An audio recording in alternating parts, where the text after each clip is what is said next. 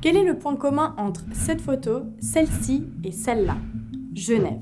Mais pourquoi Genève? Et comment cette petite ville suisse est-elle devenue une capitale mondiale du multilatéralisme? Reste focus, je t'explique.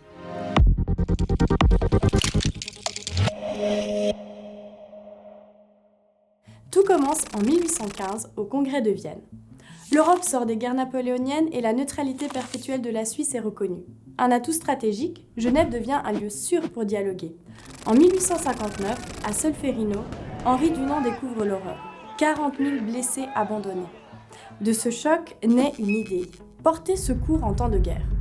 Le CICR est alors fondé à Genève en 1863.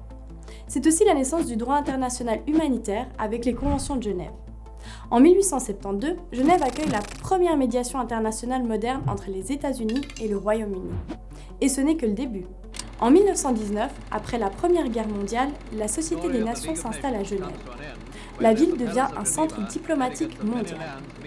Après la Seconde Guerre mondiale, Genève continue à se renforcer. Elle devient le pôle opérationnel européen des Nations Unies en parallèle de New York. La Suisse joue un rôle actif sur la scène internationale malgré sa petite taille. Aujourd'hui, Genève accueille plus de 40 organisations internationales, environ 180 missions d'État et des milliers de conférences par année. C'est ici que se négocient les règles du commerce mondial. Par ailleurs, avec des institutions comme le CERN, la ville incarne aussi la coopération scientifique et technique, attestant de son rayonnement au-delà du politique. Mais Genève n'est pas à l'abri des turbulences. Aujourd'hui, le multilatéralisme est fragilisé. Les tensions augmentent, les budgets diminuent. Et pourtant, la Suisse fait le choix d'investir 269 millions de francs pour renforcer Genève dans les années à venir. Pourquoi? Parce que Genève, ce n'est pas juste un symbole.